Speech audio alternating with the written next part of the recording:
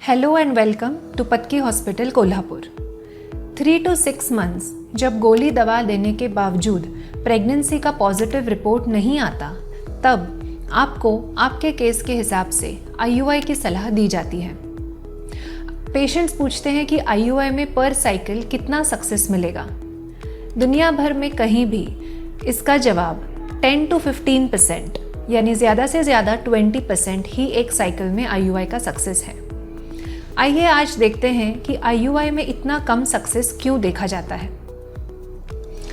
IUI में हम exactly क्या करते हैं? सेकेंड, थर्ड या फिफ्थ डे से वाइफ को टैबलेट्स या इंजेक्शंस शुरू किए जाते हैं।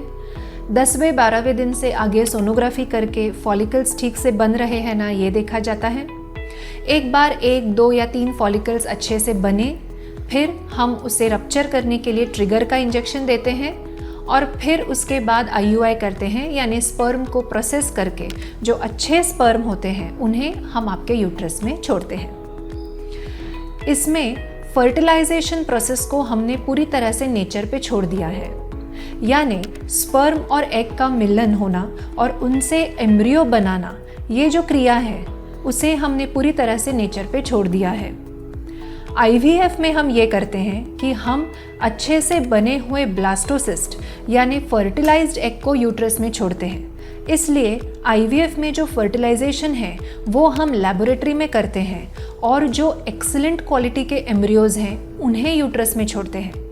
बल्कि IUI में फर्टिलाइजेशन की प्रोसेस पे हमारा कोई जोर नहीं रहता। दूसरी बात ये है कि IUI में 2 इम्पॉर्टेंट चीज़ों को हम अज्यूम करते हैं।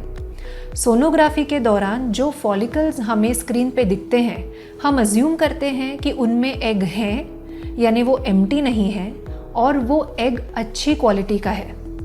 कई बार कई पेशेंट्स में जो फॉलिकल्स बनते हैं वो एम्प्टी फॉलिकल्स होते हैं और उनमें पाया हुआ जो एग होता है वो भी अच्छी क्वालिटी का यानी M2 oocyte नहीं होता। इसलिए भी पुअर एग क्वालिटी की वजह से भी IUI फेल हो सकता है।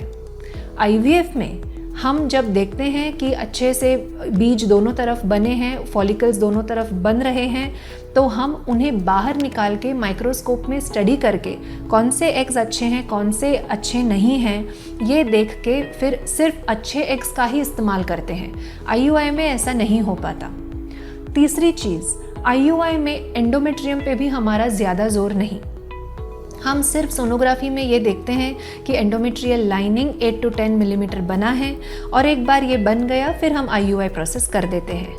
IVF में एंडोमेट्रियल लाइनिंग यानी आपका यूट्रस प्रेगनेंसी के लिए अच्छे से तैयार हो, इसके लिए 20-25 दिनों का अलग ट्रीटमेंट दिया जाता है।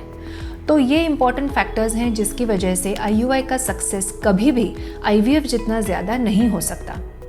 तो ऐसे में पेशेंट्स पूछते हैं कि IVF के ज़माने में क्या हमें IUI करना भी चाहिए या सीधा IVF करना चाहिए?